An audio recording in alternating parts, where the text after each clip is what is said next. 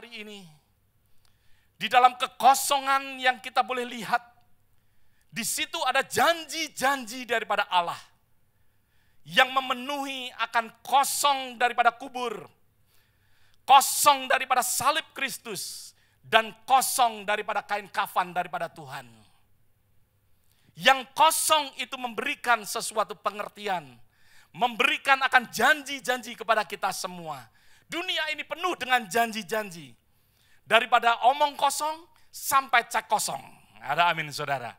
Kalau kita lihat dunia ini, banyak sekali advertising yang kita boleh perhatikan. Advertisement yang ada di TV. Mereka memberikan suatu janji-janji. Bahkan memberikan sesuatu happiness mungkin. Kalau saudara melihat akan advertisement yang demikian, sering menggambarkan, oh begitu orang happy, begitu orang sukacita mereka dengan membeli salah satu produk. Entah mungkin produk yang membuat saudara awet muda, mungkin suatu produk ya seperti Nike yang menjanjikan saudara bisa menjadi superstar. Mungkin produk-produk yang bisa menjanjikan ya. Tetapi sebenarnya kalau kita pikirkan sejenak, tidak perlu kita berpikir begitu dalam. Tidak perlu kita memikirkan seperti saintis. Kita sudah bisa mengatakan bahwa di situ banyak janji-janji yang kosong. Tetapi Allah sangat berbeda memberikan akan janjinya, bukan janji yang kosong. Tetapi janji yang memberikan penuh pengharapan untuk kita semua. Ada amin saudara. Suatu janji yang memberikan harapan. Sesuatu janji yang memberikan akan sukacita. Janji-janji daripada Allah. Pagi hari ini kita akan bersama-sama menerima akan janji daripada Paskah. Di mana ada 3 janji yang kita akan terima hari ini. Biarlah setiap daripada kita seperti saya katakan. Tidak hanya kita celebrate akan Easter. Tetapi saudara, setiap daripada kita boleh mengalami Paskah di dalam kehidupan kita. Amin saudara. Kita buka bersama-sama lebih dahulu. Di dalam kitab Lukas pasal yang ke-24. Lukas pasal yang ke-24. Ayat yang pertama sampai ayat yang ke-12. Luke verse 24. Verse 1 sampai 12. Dikatakan, tetapi pagi-pagi benar, pada hari pertama minggu itu, mereka pergi ke kubur, membawa rempah-rempah yang telah disediakan mereka. Mereka mendapati batu yang sudah terguling dari kubur itu, dan setelah masuk mereka tidak menemukan mayat Tuhan Yesus. Sementara mereka berdiri termangu-mangu karena hal itu, tiba-tiba ada 2 orang berdiri dekat mereka, memakai pakaian yang berkilau-kilauan. Mereka sangat terkejut, mereka sangat ketakutan dan menundukkan kepala. Tetapi kedua orang itu berkata kepada mereka, mengapa kamu mencari dia yang hidup di antara orang mati? Ia tidak ada di sini, ia telah bangkit. Ingatlah apa yang dikatakannya kepada kamu ketika masih di Galilea, yaitu bahwa Anak manusia harus diserahkan ke tangan orang-orang berdosa dan disalibkan dan akan bangkit pada hari yang ketiga. Maka teringatlah mereka akan perkataan Yesus itu. Dan setelah mereka kembali dari kubur, mereka menceritakan semuanya itu kepada ke-11 murid. Dan kepada semua saudara yang lain. Perempuan-perempuan itu ialah Maria dari Magdala dan Yohana dan Maria ibu Yakobus dan perempuan-perempuan lain juga yang bersama-sama dengan mereka memberitahukannya kepada rasul-rasul. Tetapi bagi mereka perkataan-perkataan itu seakan-akan omong kosong. Dan mereka tidak percaya kepada perempuan itu. Sungguh pun demikian, Petrus bangun lalu cepat-cepat pergi ke kubur. Ketika itu ia menjenguk ke dalam. Ia melihat hanya kain kafan saja, lalu ia pergi. Ia bertanya dalam hatinya, apa kiranya telah terjadi. Sesuatu yang kita boleh lihat pada pagi hari ini. Janji daripada Tuhan yang pertama adalah salib yang kosong. Pada saat wanita-wanita, pada saat perempuan-perempuan ini, setelah kematian daripada Tuhan, Mereka ingin merempah-rempahin akan Tuhan Yesus. Di dalam perjalanan dia berjalan menuju kepada tempat penguburan di mana Tuhan Yesus dibaringkan. Tuhan Yesus dikuburkan. Di tengah-tengah perjalanan, perempuan ini melihat akan 3 salib yang masih ada pada saat itu di tempat di Golgota. Tempat di mana dikatakan yaitu tempat tanah tengkorak. Salib belum sempat untuk diturunkan. Karena hari yang sebelumnya adalah hari Sabat. Maka dari itu mereka masih melihat akan salib itu. Di dalam perjalanan mereka melihat, mereka teringat kembali pada saat mereka berbicara satu dengan yang lain. Mereka teringat akan pengorbanan daripada Tuhan. Melihat pada saat itu darah masih ada di bagian daripada kepalanya, bagaimana darah masih ada di salib itu.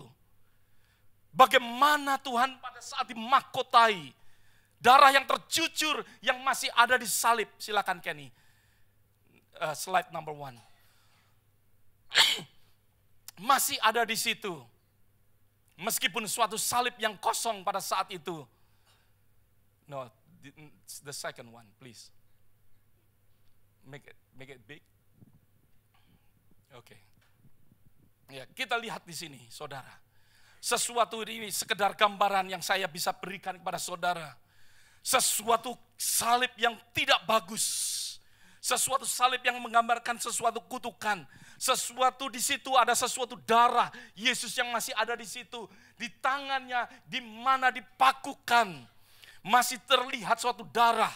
Dan ada darah yang lain di kakinya. Begitu darah tercucur secara luar biasa. Sangat berbeda dengan salib yang di kanan dan sebelah kiri. Sesuatu salib yang begitu dengan darah yang tercurah.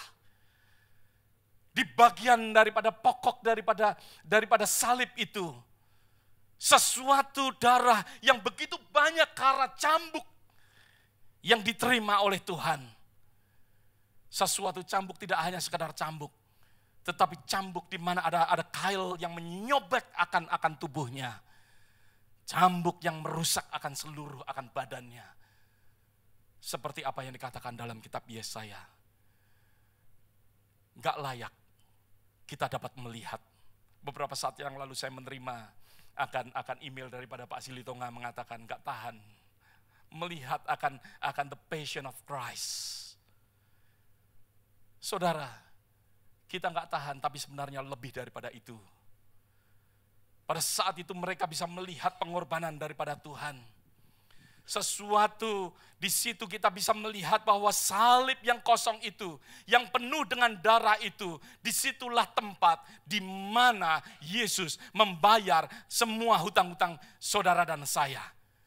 Membayar semua setiap yang ada di sebelah saudara juga. Ada amin saudara. Setiap daripada kita, disitulah kita bisa melihat bahwa salib yang kosong itu menggambarkan akan setiap hutang-hutang yang saudara dan saya punyai dibayar oleh Tuhan. Firman Tuhan mengatakan, karena kita semua telah berbuat dosa, sehingga kita kehilangan akan kemuliaan daripada Allah. Ada amin saudara. Setiap daripada saudara dan saya kehilangan kemuliaan daripada Allah. Setiap daripada kita adalah orang-orang yang berdosa. Tidak ada satu-satunya orang yang tidak berdosa hanya kecuali Yesus Kristus. Setiap manusia adalah orang yang berdosa. Dan sayangnya saudara, sayangnya firman Tuhan juga mengatakan upah dosa adalah apa? Maut. Upah dosa adalah maut.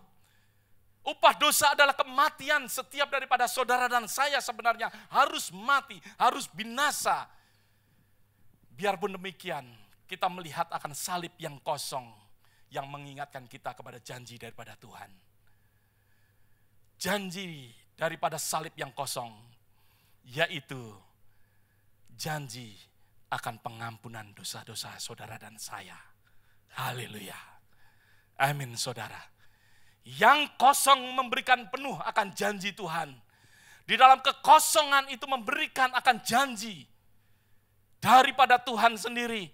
Di mana dia membayar akan dosa-dosa ketika justru dikatakan pada saat kita masih berdosa. Not this one, still please. Salib, still cross. Ya. Di kayu salib Yesus memberikan akan dirinya yang tanpa cacat, tanpa dosa untuk setiap daripada kita. Tidak ada orang lain. Saudara, seperti saya katakan, tidak ada orang yang tidak berdosa. Tidak ada orang lain kecuali Yesus Kristus. Tidak ada Musa. Musa tidak akan dapat menyelamatkan. Meskipun dia luar biasa. Meskipun dia dipakai oleh Tuhan. Musa tidak dapat menyelamatkan. Daud tidak dapat menyelamatkan. Yesaya tidak dapat menyelamatkan. Orang yang menyebut Santa Maria juga tidak dapat menyelamatkan. Yang menyebutkan Santo Yusuf, juga orang-orang kudus macam apapun juga tidak dapat menyelamatkan. Yang dapat menyelamatkan hanya Yesus Kristus. Ada amin, saudara. Yang saudara dan saya rayakan hari ini. Maka dari itu di dalam kitab Kisah Para Rasul pasal yang keempat ayat yang ke-12 mengatakan keselamatan tidak ada di dalam siapapun juga. Ada amin, saudara. Keselamatan tidak ada di dalam siapapun juga. Di bawah kolong langit tidak ada nama lain yang diberikan kepada manusia yang olehnya kita dapat diselamatkan. No, tidak ada nama lain. Tidak ada nama lain. Kecuali siapa? Yesus Kristus. Maka itu biarlah kita selalu boleh mengucap syukur. Kita boleh selalu bersuka cita di dalam kehidupan kita. Saudara, pada saat Yesus berada di atas kayu salib, di dalam nafas yang terakhir apa yang dia ucapkan, sudah selesai. Apa artinya sudah selesai? It means pay off. Berarti sudah lunas, saudara. Sudah lunas. Hutang-hutang saudara dan saya sudah dibayar oleh Tuhan. Sudah diampuni setiap daripada kita.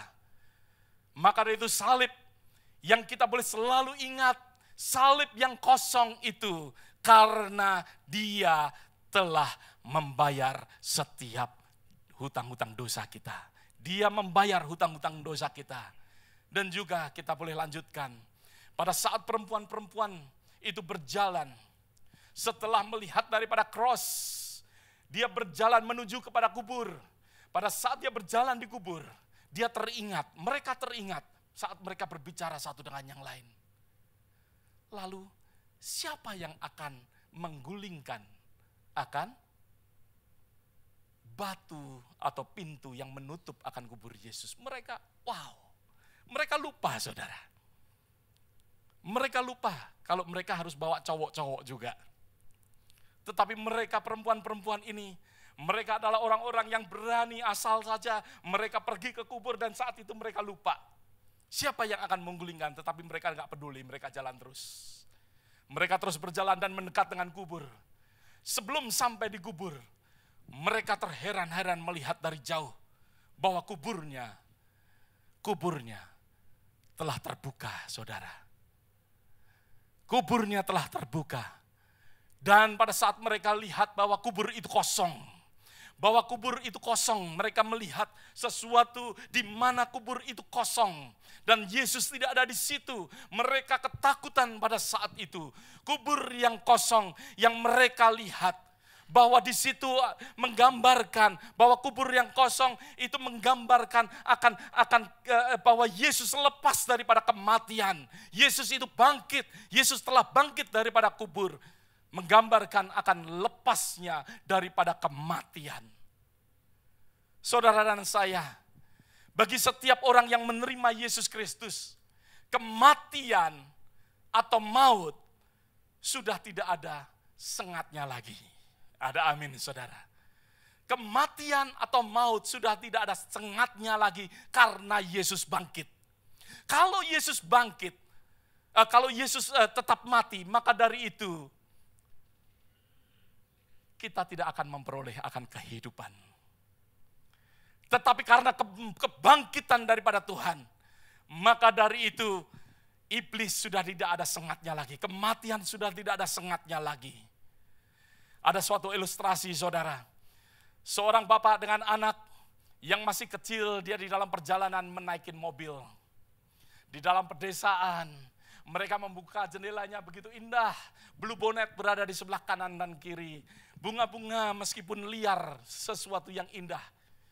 Dan satu saat saudara, karena mereka berjalan pelan menikmati akan pemandangan, dan masuklah akan seekor tawon masuk di dalam mobilnya. Dan seorang anak yang alergi dengan tawon, dia ketakutan, dia panik. Karena tawon itu berbunyi, wing, wing, wing, berada di dalam mobil dan tidak keluar-keluar saudara. Maka dari itu si anak ketakutan sama sekali. Dia mengatakan kepada bapaknya, Papa, dia takut sekali. Dan bapaknya dengan tenang, dengan tersenyum, dia menunggu akan tawon itu dekat dengan dia. Maka dari itu ditangkapnya akan tawon itu. Dan setelah ditangkap, bapaknya tersenyum. Dan dilepaskan kembali saudara. Tawon itu terbang lagi. Karena tawon itu tidak dibunuh di tangannya. Dan tawon itu terbang kembali. Masih berbunyi dan anak ini ketakutan. Dan pada saat itu, si bapak menunjukkan kepada anaknya, Son, lihat tangan papa. Dia menunjukkan yang mana, Pak? Ini, yang hitam itu. Sengatnya ada di tangannya. Dan si bapak menjelaskan kepada anaknya, Son, meskipun tawon itu keliling-keliling, berbunyi sama seperti sebelumnya, tetapi sengatnya sudah tidak ada lagi. Haleluya. Itulah Bapak kita. Itulah Bapak kita. Meskipun saat ini kita di dunia, sepertinya sesuatu di kanan kiri kita, sesuatu yang kita dengar, sesuatu yang kita lihat, begitu menakutkan, tetapi akhirnya kita akan menang. Amin. Akhirnya saudara dan saya akan menang, asal saudara dan saya setia. Asal saudara dan saya kita taat kepada Tuhan. Maka dari itu iblis sudah tidak ada sengatnya lagi. Katakan sama-sama, iblis sudah tidak ada sengatnya lagi. Amin saudara. Di dalam kehidupan kita, meskipun apa yang terjadi di dalam bisnis saudara, apa yang terjadi di dalam sekolah saudara, apa yang terjadi di dalam kehidupan sehari-hari, mungkin seperti sesuatu yang menakutkan kita, sesuatu yang menggentarkan kita, tetapi biarlah kuatkan dan teguhkan. Ada amin saudara. Kekuatkan dan teguhkanlah hatimu karena sudah tidak ada sengatnya lagi. Tidak akan membuat kematian di dalam kehidupan kita.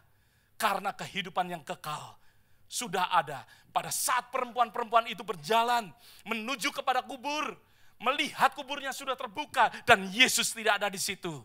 Dan kematian itu sudah tidak ada lagi di dalam kehidupan daripada manusia. Amin saudara. Dikatakan di dalam kitab Yohanes pasal yang ke-14. Yohanes pasal yang ke-14 19b. Bagian terakhir dikatakan, sebab aku hidup dan kamu pun akan hidup. Sebab aku hidup dan kamu pun akan hidup.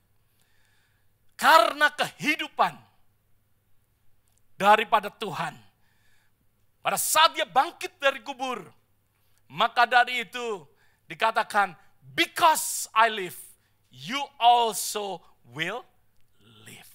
Amin saudara. Janji yang luar biasa untuk kita. Kubur yang kosong memberikan janji bahwa hidup saudara dan saya, hidup saudara dan saya mengalami kehidupan yang kekal. Meskipun kita mati, tubuh kita mati, tetapi saudara dan saya memiliki kehidupan yang kekal. Ada amin saudara. Tidak hanya itu saja saudara. Perempuan itu, karena dia melihat kubur yang kosong, selanjutnya dia berjalan. Karena ketakutan melihat kubur yang kosong ini, dia melihat akan serdadu yang tertidur di situ. Kubur yang terbuka. Malaikat Tuhan yang memberitahukan bahwa Yesus sudah tidak ada di situ. Dan mereka ketakutan. Mereka pergi menyampaikan kepada murid-muridnya. Firman Tuhan mengatakan, banyak murid-murid tidak percaya. Tetapi siapa saudara? Petrus. Petrus. Kalau saya boleh melihat akan kisah daripada Petrus, dia orang yang pemberani. Dia orang yang gak peduli. Tetapi dia orang yang kepingin tahu. Dia lari, saudara. Bersama dengan Yohanes mengikutinya, dia lari. Dan pada saat mendekat dengan kubur, Yohanes menunggu di luar karena dia takut. Karena dia tidak mau, tidak berani untuk melihat. Tetapi Petrus masuk, benar apa yang dilihatnya, bahwa Yesus sudah tidak ada di situ. Tetapi apa yang dia lihat? Yang dia lihat adalah kain kafan yang kosong. Please.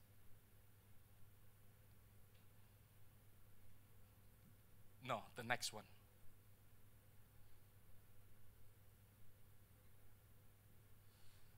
Teknologi, saudara. Where is that? Oke. Kain kafannya yang kosong, saudara. Kain kafan yang dilihat Petrus pada saat itu tergeletak. Kalau kita melihat apa yang terjadi karena Tuhan meninggalkan akan kain kafan itu. Janji apa yang ada yang terdapat daripada kain kafan yang tergeletak? Tuhan memberikan janji kepada kita. Apa yang dilakukan oleh Tuhan Yesus.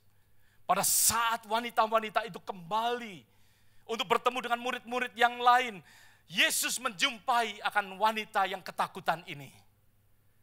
Yesus menjumpai akan murid-murid yang lain.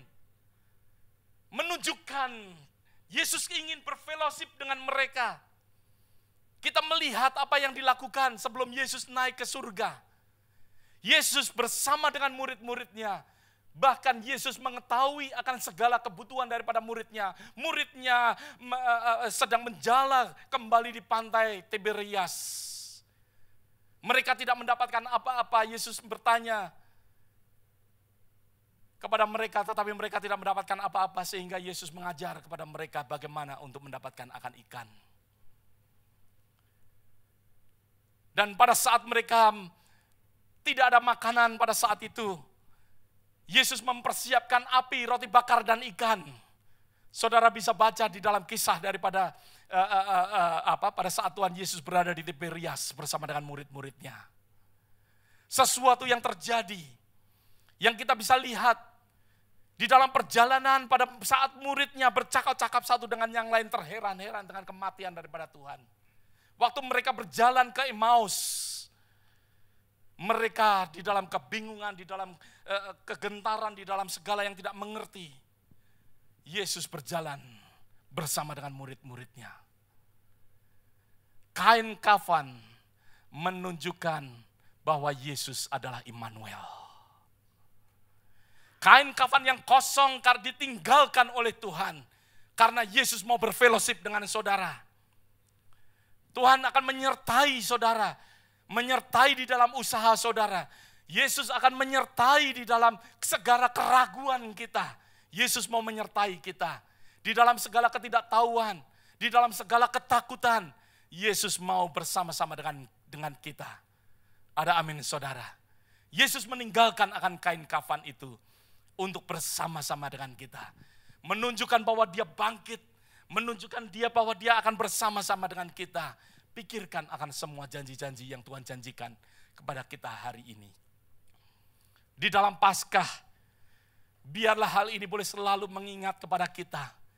Bahwa salibnya kosong. Bahwa kuburnya kosong. Bahwa kain kafannya kosong. Salib yang menggambarkan apa saudara? Dosa-dosa saudara dan saya diampuni. Kalau dosa-dosa saudara dan saya tidak diampuni oleh Tuhan, maka itu kita hidup sia-sia saudara. Kita menjadi orang yang sia-sia. Hidup kita berarti karena pengampunan Tuhan. Karena pengampunan Tuhan yang diberikan melalui salibnya yang kosong. Kuburnya yang kosong karena dia menjanjikan. Sebab dia hidup. Sebab Yesus hidup. Aku hidup, dia katakan aku hidup dan kamu pun akan hidup. Ada amin saudara. kubur yang kosong itu menunjukkan kepada kita bahwa kita akan mengalami eternal life. Kehidupan yang kekal. Kalau Yesus masih ada di kubur, meskipun dia membayar, tetapi Yesus tidak bangkit, saudara. Masih ada di kubur, maka itu saudara dan saya tidak mengalami akan kehidupan yang kekal. Hanya terbayar mungkin, tetapi tetap sengatnya masih ada. Tapi Yesus bangkit, sengatnya tidak ada lagi. Sengat itu sudah tidak ada lagi. Karena janji Tuhan, Yesus hidup, supaya saudara dan saya juga mengalami kehidupan. Ada amin. Dan kain kafannya kosong. Karena dia mau berfellowship dengan kita. Karena dia tidak membawa penderitaan, tidak membawa, ya, kain kafan menggambarkan akan penderitaan, menggambarkan akan kematian. Ya, tetapi kain kafan itu ditinggalkan oleh Tuhan untuk berfellowship dengan kita. Supaya saudara dan saya mengalami sukacita. Mengalami sukacita, mengalami sesuatu kehidupan di mana Tuhan menjanjikan akan dia sebagai Jehovah Jireh. Seperti murid-murid Tuhan yang 2000 tahun yang lalu. Mereka bertemu dengan Yesus. Sebelum Yesus naik ke surga, Yesus tahu kebutuhan daripada kita.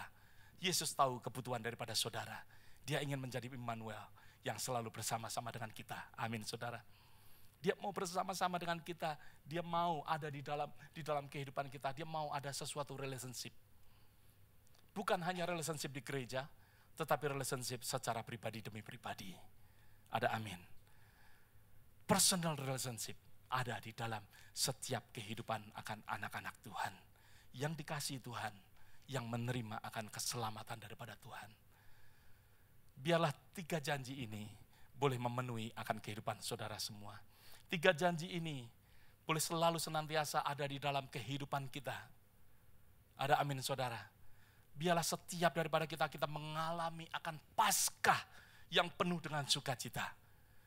Saudara bisa celebrate akan Easter. Tetapi kalau tidak ada janji Tuhan itu ada di dalam kehidupan kita, you can celebrate. Tetapi saudara tidak mengalami kehidupan. Tidak akan mengalami sukacita. Orang bisa celebrate Christmas. Orang bisa celebrate Easter. Ya, during Easter banyak orang barbecue dan lain sebagainya. Ya, menggambarkan pengorbanan daripada lamb. Ya. Mereka celebrate. Tetapi kalau Yesus tidak ada dalam kehidupan mereka, mereka hanya barbecue, minum bir, and gak ngerti tomorrow. Tetapi sebab dia hidup, you can face tomorrow. Amen. Kita dapat menghadapi akan hari esok. Kita akan menghadapi apa yang dijanjikan oleh Tuhan ada di dalam kehidupan kita. Mari kita berdoa bersama.